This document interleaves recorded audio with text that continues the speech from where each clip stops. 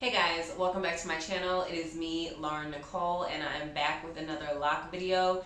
Today I wanted to give you guys 5 tips on how to maintain healthy, thick locks. I've been on my lock journey for over 2.5 years now, and I get a lot of people asking me how I keep my locks so thick. And I just want to give you guys all the tips that I use for myself to help keep my locks thick, healthy, and all that good stuff. So stay tuned if you are interested. So let's get right into it. So I have everything written on my phone. Um, Tip number 1, I'm going to say be mindful of products. Avoid wax and heavy gels and keep it as natural as possible. Because a lot of times people will start your locks with very, very toxic products that cause buildup, which over time cause damage, breakage, thinning, all that type of stuff. So if you're going to use a product on your locks, I definitely suggest you be very mindful on what you use. Now, I'm not going to tell anybody don't use this or don't use that, because you have to do what you feel like has worked best for you. But for myself personally, I have noticed little to no product works best on my locks, and on the clients that I take at my job, I've noticed that I get the best results when I use a product that is 100% natural, meaning no extra ingredients, no just, crazy stuff added within it. Just keep it as natural as possible, because they put so much stuff in a lot of the mainstream products that you can buy off the shelf. And sure, they might make your hair look good when you first get it done, but they have so many chemicals in them that are sitting inside of your lock and that is why so many people end up having lock buildup and having to cut their locks off or whatever, because they've been using these commercial products that add buildup to their hair. So I just recommend, if you're going to use a product, keep it as natural as possible. What I use for my clients, I will show a picture. It is the Arcani Lock Gel. It is a black-owned business that is 100% natural ingredients, and I get excellent results. So I just recommend you try to find something as natural as possible. So tip number 2 would be, of course, proper diet and exercise and drinking a lot of water. Now, water is the main key. Whatever you put in your body is what comes out of your body. So if you're eating a lot of processed foods, a lot of junk, that stuff, it will eventually affect your hair, your skin, everything about you. Like, you are what you eat. And I know it sounds so cliche for to say something like that, but it's really true.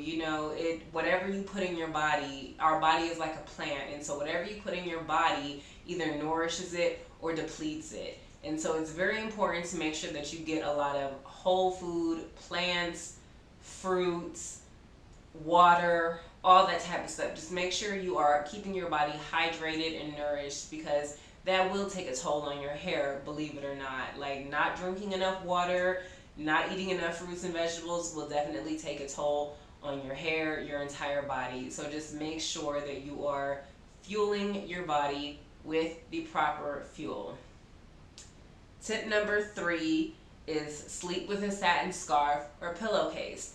So that should be a no-brainer, because even before you had locks, if you were loose natural, you should already know that you need a pillowcase, a satin pillowcase, or a bonnet on your head at night. Because a cotton pillowcase, as you're tossing and turning your head throughout the night, a satin or a cotton pillowcase will catch onto your natural hair, causing breakage and dryness and all that, which will eventually thin your locks out, and they will not be as thick and voluptuous as you want them to. So it is very, very important.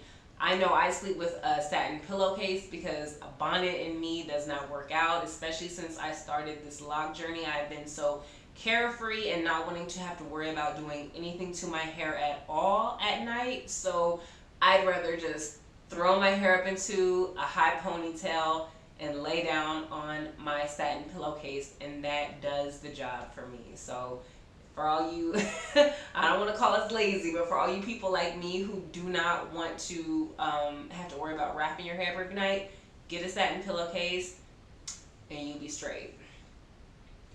The next tip is do not retwist more than necessary.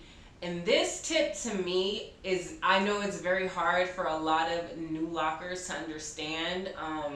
I know a lot of times before we get locks and we see locks, we fall in love with the manicured, long, thick locks. We don't really fall in love with the short, frizzy stages that you have no choice but to take when you do a lock journey. So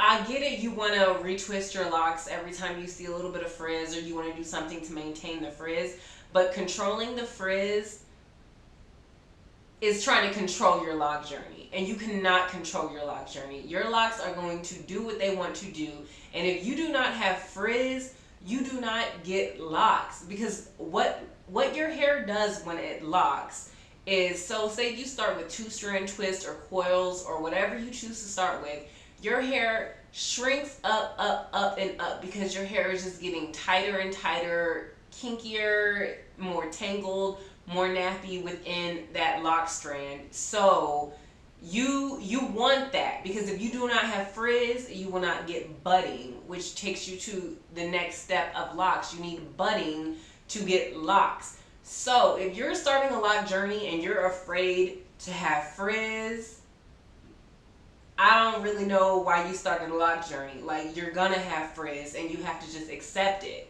I have videos on, how do you know if you're ready for locks or stuff like that I'll link below as well. Because again, if you do not want to see frizz in your hair, you don't want locks. Period. So accept that frizz.